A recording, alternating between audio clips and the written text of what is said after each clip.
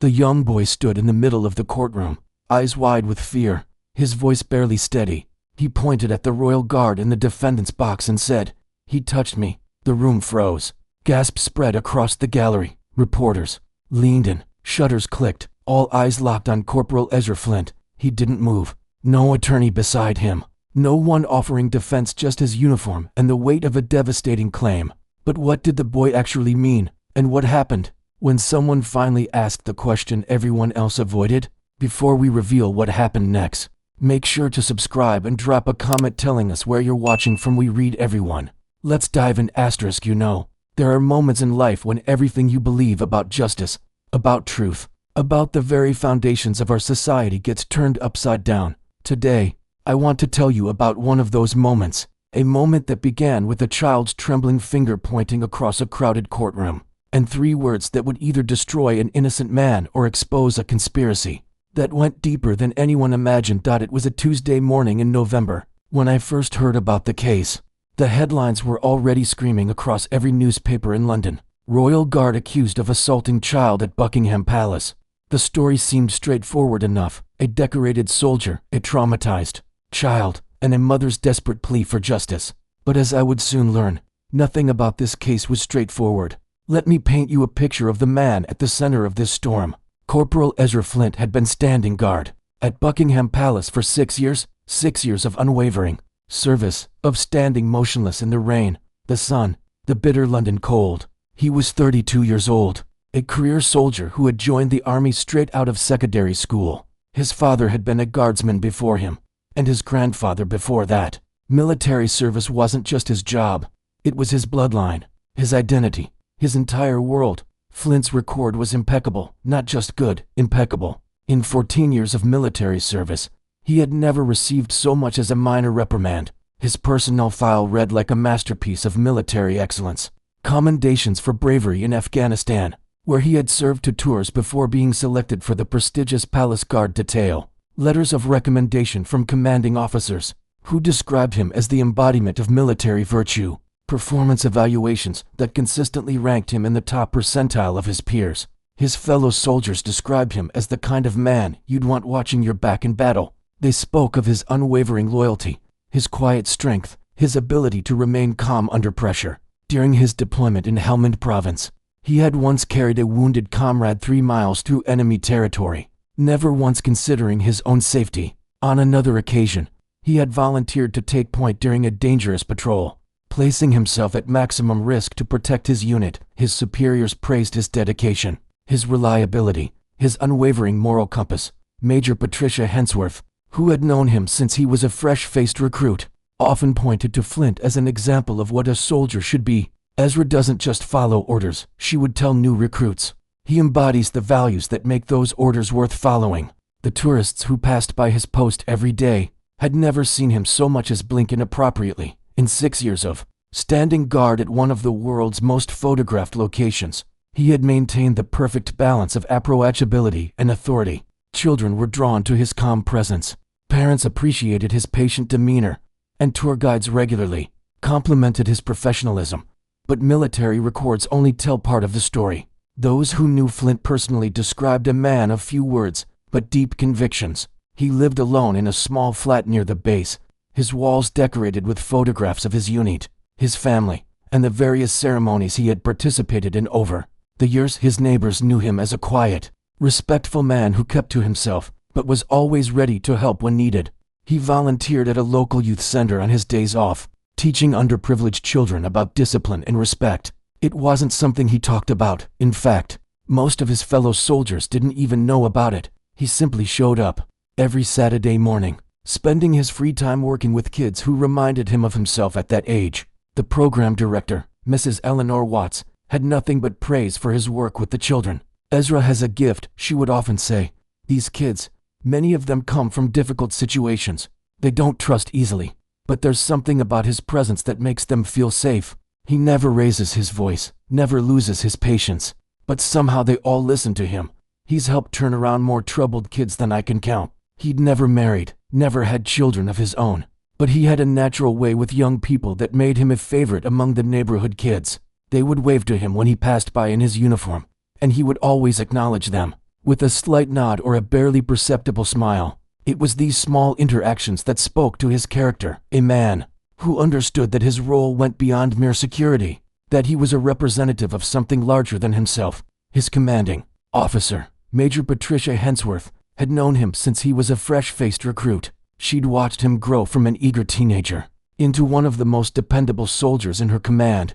She remembered his first day of training, how he had stood at attention with such fierce concentration that she had wondered if he might be too intense for military life. But over the years, she had come to appreciate that intensity as one of his greatest strengths. When the palace assignment came up, a prestigious posting that many soldiers competed for, she didn't hesitate to recommend him. The palace guard detail was no ordinary assignment. These weren't just soldiers standing around looking impressive for the tourists. They were highly trained military personnel, responsible for the security of one of the most important buildings in the United Kingdom. The selection process was rigorous, involving extensive background checks, psychological evaluations, and specialized training. The background check had been particularly thorough. Investigators had interviewed everyone from his primary school teachers to his army bunkmates. They had examined his financial records, his medical history, his social media presence. They had spoken to his neighbors, his family members, even casual acquaintances. The conclusion was unanimous. Ezra Flint was exactly the kind of person you wanted representing the crown. The psychological evaluation had been equally comprehensive. Dr. Michael Harrison, the psychiatrist who conducted the assessment, had been particularly impressed by Flint's emotional stability and moral clarity. "This is a man who knows right from wrong," he had written in his report. "He operates from a strong ethical foundation that makes him exceptionally suitable for high-trust assignments." Flint had excelled in every aspect of the specialized training program. His instructors noted his exceptional ability to remain focused and alert during long periods of stationary duty. More importantly, they observed his natural skill at dealing with the public. Palace guards weren't just security personnel. They were ambassadors, representing the monarchy to millions of visitors from around the world. The training had covered everything from crowd control techniques to diplomatic protocol. Guards were taught how to interact with dignitaries, how to handle difficult tourists, how to maintain security while preserving the public's access to this historic site. They learned to read body language, to spot potential threats, to de-escalate tense situations without creating scenes that might embarrass the royal family. Children, in particular, were drawn to Flint. There was something about his calm, steady presence that made them feel safe. He had a way of acknowledging their excitement with subtle gestures, a slight nod, a barely perceptible smile that made them feel seen and valued. Without breaking his official demeanor, parents would often comment on how their children seemed to behave better around him, as if his quiet authority commanded respect without demanding fear. This wasn't just observation from a distance. The palace kept detailed records of guard interactions with the public. Every incident, every complaint, every compliment was documented and reviewed. It was part of the quality control process that ensured the guards maintained the highest standards of professionalism. In 6 years of service, Flint's file contained dozens of commendations from grateful parents, tour guides, and palace staff. Not a single negative report. There were letters from families who had visited the palace, thanking him for his kindness to their children. There were commendations from tour companies whose guides had observed his professional conduct. There were notes from palace staff who had witnessed his interactions with difficult visitors, praising his ability to maintain order without creating confrontation. One particularly touching letter had come from a family whose autistic son had been overwhelmed by the crowds at the palace. The boy had been on the verge of a complete meltdown when Flint had somehow managed to catch his attention and calm him down, using nothing more than his steady presence and a gentle nod of acknowledgement. The family had been so grateful that they had written to the palace administration, requesting that Flint be recognized for his exceptional service.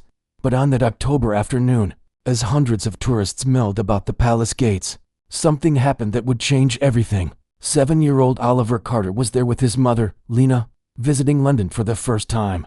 They were part of the usual crowd, families taking photos, children pressing their faces against the ornate iron railings, everyone hoping to catch a glimpse of royalty. The Carter family had been planning this trip for months. Lena was a single mother from a small town in Yorkshire, working 2 jobs to make ends meet. She worked as a checkout clerk at the local grocery store during the day and cleaned offices at night. Every penny was precious, every expense carefully calculated. This London vacation was the culmination of a year of saving, of working overtime, of denying herself small luxuries so she could give her son this one magical experience. She had been saving for this trip since Oliver's 6th birthday, when he had become fascinated with stories of kings and queens. She had a special jar in her kitchen where she deposited every spare pound, every bit of change, every small windfall. When her mother had given her £50 for her birthday, it had gone straight into the jar. When she had found a £20 note in an old coat pocket, it had joined the growing fund.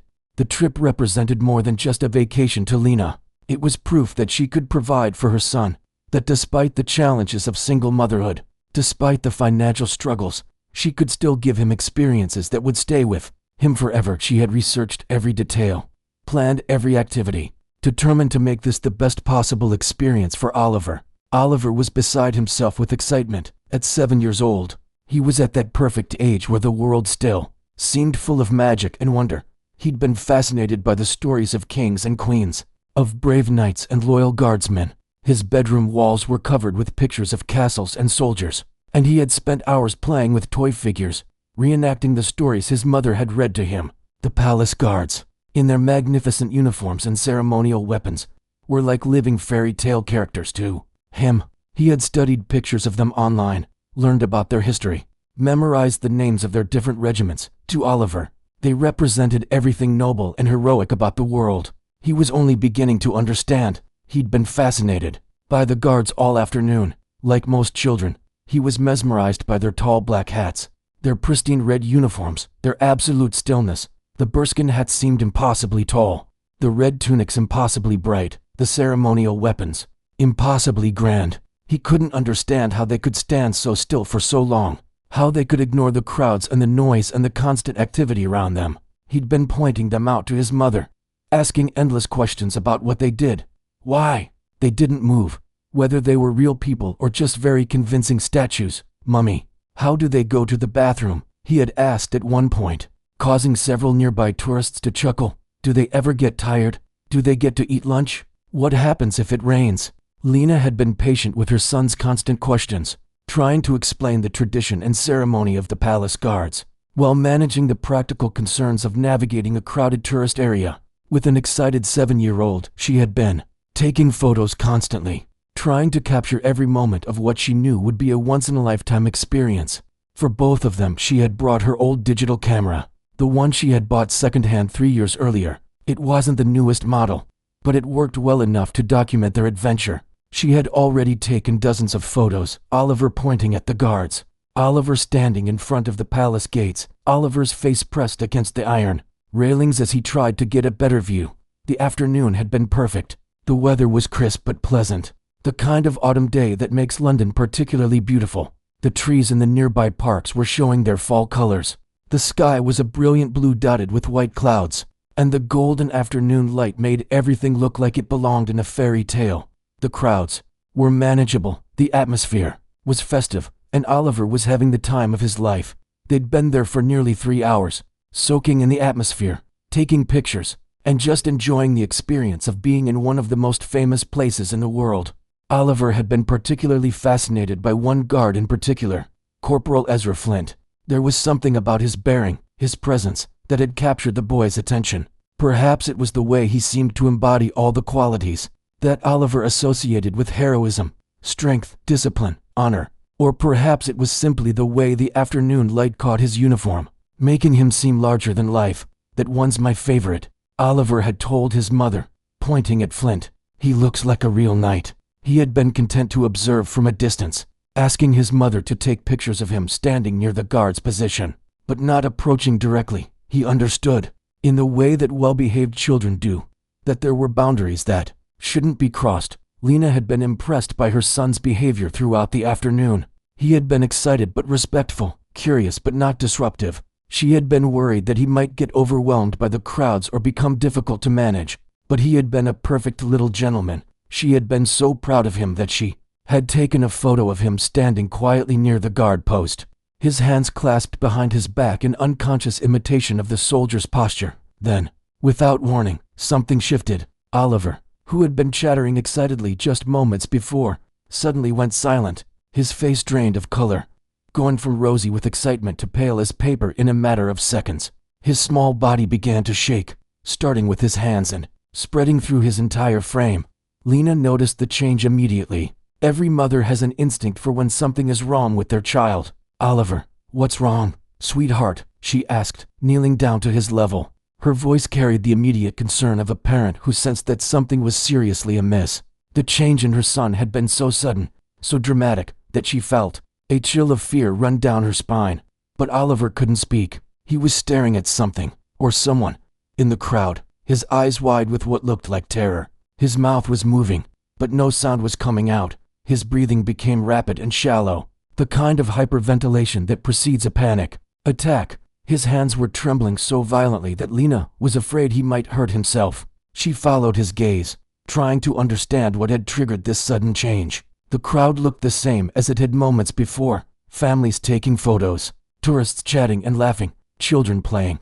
The guards were still at their posts, maintaining their ceremonial vigil. Nothing seemed different. Nothing seemed threatening. "Oliver, talk to me," she pleaded, taking his hands in hers. "What's wrong? What happened?" And then, piercing through the afternoon air, came a scream that would haunt everyone who heard it. It was a sound of pure terror, the kind of scream that cuts through all other noise and demands immediate attention. It was the sound of a child in crisis, a sound that every parent dreads hearing. "He touched me," Oliver shrieked, his voice cracking with terror. "He touched me." The words hit the crowd like a physical blow. Conversation stopped mid-sentence, cameras lowered. Every person in that courtyard felt the electric shock of those three words. In our modern age, where awareness of child abuse has become so heightened, there are few accusations that carry more immediate and devastating impact. The transformation of the crowd was immediate and complete. What had been a pleasant gathering of tourists became a tense, volatile situation in a matter of seconds. Parents instinctively pulled their own children closer. Conversations died away. 2 whispers. Camera phones appeared as people began recording what they sensed was about to become a significant news event. The crowd turned as one, following the direction of Oliver's pointing finger, and every eye in that courtyard fixed on Corporal Ezra Flint, who stood exactly where he had been standing for the past 4 hours, rifle at his side, eyes forward, expression unchanged. He was maintaining his post with the same unwavering discipline he had shown throughout his career. But now that discipline took on a different meaning in the eyes of the watching crowd. But if you looked closely, and I mean really closely, you could see something in his eyes, not guilt, not fear, but something else entirely. Something that looked almost like confusion. The kind of confusion that comes when you're accused of something so far outside your experience that you can't even process what's happening. It was the look of a man whose world had just been turned upside down by words he couldn't understand. The reaction was immediate and intense. Tourists began pulling out their phones, some to call for help, others to record what they sensed was about to become a significant news event. The age of social media had created a culture where every dramatic moment was immediately documented and shared. Within minutes, photos and videos of the scene would be circulating on Twitter, Facebook, and Instagram. Parents instinctively pulled their own children closer, their protective instincts triggered by the accusation they had just heard. Suddenly, the ceremonial guards who had seemed so impressive and reassuring just moments before now appeared potentially threatening. The entire atmosphere of the courtyard shifted from one of celebration to one of suspicion and fear. Conversations died away to whispers as people tried to make sense of what they were witnessing. Some tourists began backing away from the scene, uncomfortable with being present during what was clearly a serious incident.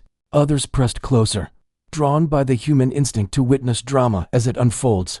The other guards on duty maintained their positions, but their eyes were alert, tracking the situation while maintaining their official posts. They had been trained to handle various types of disruptions, but this was something entirely different.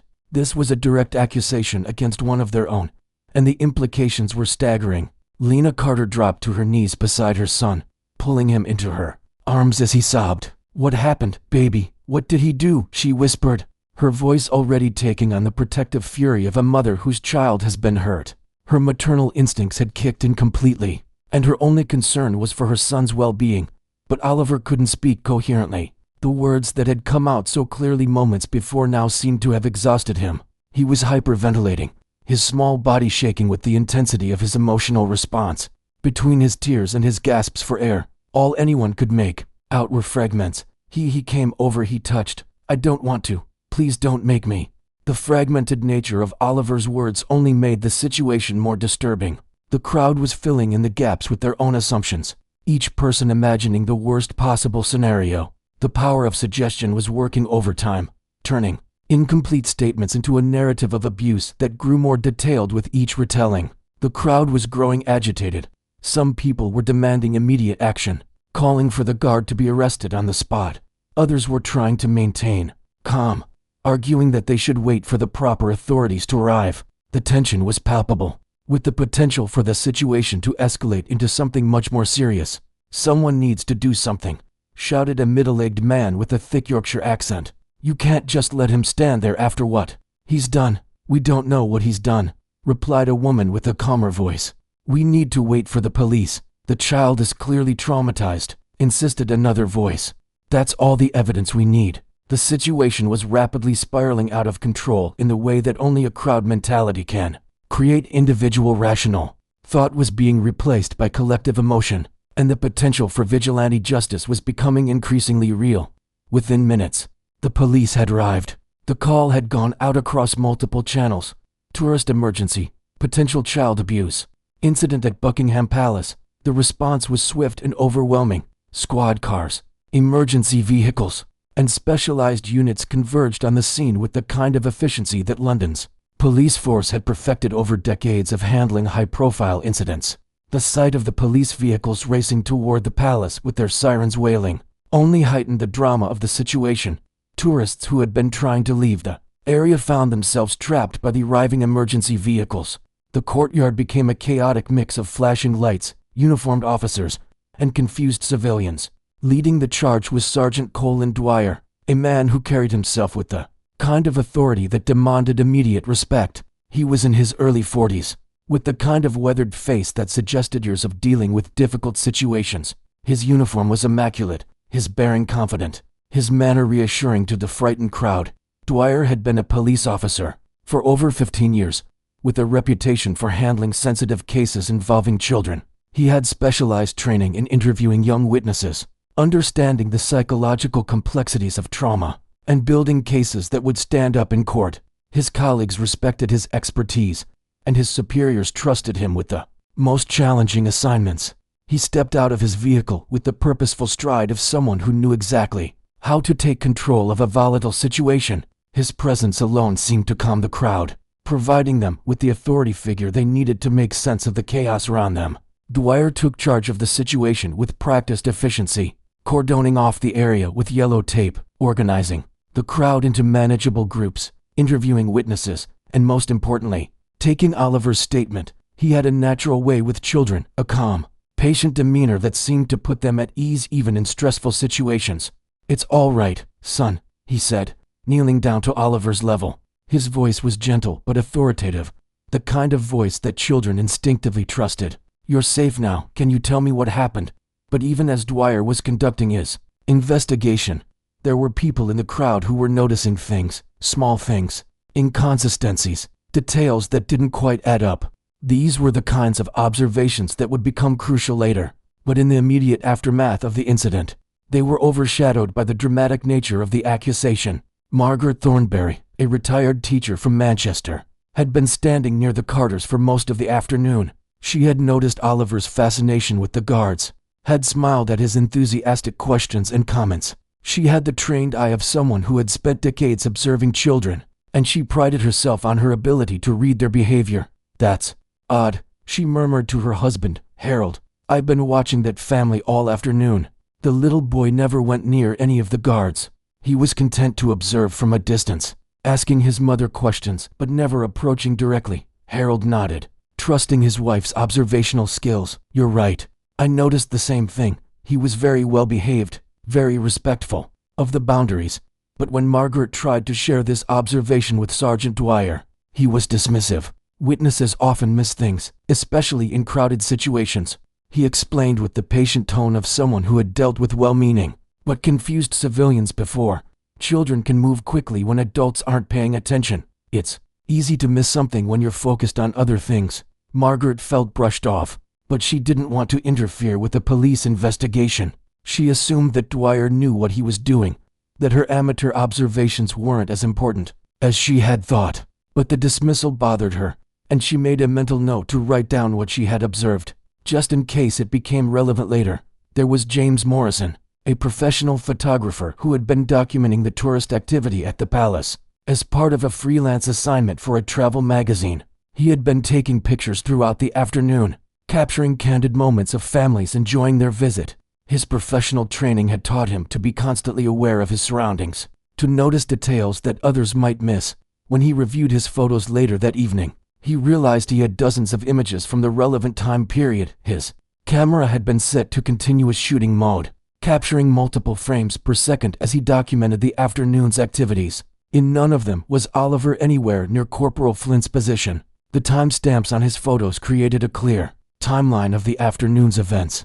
He had images of Oliver standing with his mother at various locations around the courtyard, but consistently at a distance from the guard posts. The boy had never approached close enough to any of the guards to have physical contact with them, but when Morrison tried to share his photos with the investigating officers, he was told they weren't needed. "We have witness testimony," Dwyer explained. "That's more reliable than photographs that might not capture the full picture. Photos can be misleading. They only show a moment in time, not the complete sequence of events." Morrison was puzzled by this response. In his experience, photographic evidence was typically considered extremely valuable in any investigation. The fact that the lead investigator was dismissing it so quickly seemed unusual, but he assumed that Dwyer had his reasons. Dr. Elizabeth Hayes, a child psychologist who happened to be visiting the palace with her own family, observed the interaction between Dwyer and Oliver with professional interest. She had been standing nearby when the incident occurred, and her training had immediately kicked in as she watched the aftermath unfold. Something about the dynamic troubled her, though she couldn't put her finger on exactly what. Oliver's behavior didn't match the typical patterns she had observed in children who had experienced trauma. His distress seemed genuine, but there was something about the way he was responding to questions that didn't feel right. "The child seems more confused than traumatized," she noted to her husband, Dr. Robert Hayes, who was also a mental health professional. "His responses aren't consistent with typical abuse disclosure patterns. Usually, children who have experienced trauma have a clearer narrative, even if they struggle to articulate it." Robert nodded, trusting his wife's expertise. "You're right, there's something off about this. The level of distress doesn't match the clarity of the accusation." When Dr. Hayes attempted to share her professional observations with the investigating officers, she was politely but firmly discouraged. "We have trained specialists to handle these situations," Dwyer informed her. "Civilian input, however well-intentioned, can complicate the investigation. We need to maintain the integrity of the process." Dr. Hayes was taken aback by this response. In her experience, professional colleagues typically welcomed expert input, especially in cases involving children. The fact that her credentials and expertise were being dismissed so quickly was both insulting and suspicious. Here's where the story gets interesting, because while Sergeant Dwyer was interviewing Oliver, something strange was happening. The boy's story kept changing, not in small ways, in fundamental ways. First, he said the guard had come over to him. Then he said he had approached the guard. First, he said it happened near the left gate. Then he said it was by the right gate. First, he said the guard had spoken to him. Then he said the guard had never said a word. The changes weren't subtle. They were dramatic alterations to the basic facts of what had allegedly occurred. In Oliver's first account, he claimed that the guard had approached him while he was standing with his mother. In his second account, he said he had wandered away from his mother and approached the guard. In his third account, he was back to claiming the guard had come to him. The location of the alleged incident changed just as dramatically. Initially, Oliver pointed to an area near the left gate. When asked to show exactly where it had happened, he pointed to a spot near the right gate. When asked to confirm the location, he pointed to yet another area entirely. The nature of the alleged contact also varied with each retelling. Sometimes he claimed the guard had touched his shoulder. Sometimes he said it was his arm. Sometimes he couldn't specify where the contact had occurred. Each time he was asked to describe what had happened, the details changed. In any normal investigation, these inconsistencies would have raised immediate red flags. Children's memories can be unreliable, especially when they're traumatized. But the kinds of changes Oliver was making weren't typical of trauma-related confusion. They were more consistent with someone who was making up a story and having trouble keeping the details straight. Child psychology experts recognize that traumatized children often struggle with peripheral details. They might be unclear about exactly what time something happened, or what they were wearing, or who else was present, but they typically have a clear, consistent memory of the central traumatic event itself. The core facts of what happened to them usually remain stable, even when other details are fuzzy. Oliver's inconsistencies were different. He was changing the fundamental facts of his story: who initiated the contact, where it occurred, what form it took. These weren't the kinds of details that trauma typically affects. They were the basic building blocks of the narrative itself. But instead of slowing down the investigation, Sergeant Dwyer seemed to be pushing it forward at breakneck speed. Each time Oliver's story changed, Dwyer had a ready explanation. His responses were smooth, professional, and seemingly logical. To the untrained observer, he appeared to be handling the situation with appropriate expertise. Children often have trouble with details when they're upset, he explained to anyone who questioned the inconsistencies. What matters is the core truth. This man violated a child's trust and safety. The specific details are less important than the fundamental fact of the abuse. This explanation sounded reasonable to most of the witnesses. After all, Dwyer was the expert. He had the training, the experience, and the authority to make these judgments. Who were they to question his professional assessment? But this approach troubled several of the witnesses who had been observing the investigation. Margaret Thornberry, the retired teacher, found herself increasingly uncomfortable with what she was witnessing. Her decades of experience working with children had taught her to recognize when something wasn't right, and every instinct she had was telling her that this situation was more complex than it appeared. "Harold," she whispered to her husband, "something's not right here. The boy's story keeps changing, and that police officer doesn't seem concerned about it." Harold nodded, sharing his wife's unease. "Should we say something?" "I tried," Margaret replied. "He wasn't interested in what I had to say." But they were dealing with a trained police officer who clearly had more experience with these situations than they did. Who were they to question his methods? They were just tourists, civilians who happened to be in the wrong place at the wrong time. Surely the professional knew what he was doing. Within hours, Corporal Flint was under arrest. The charges were serious: assault on a minor, abuse of authority, conduct unbecoming an officer. His pristine record meant nothing. His 6 years of exemplary service were forgotten. In the court of public opinion, he was already guilty.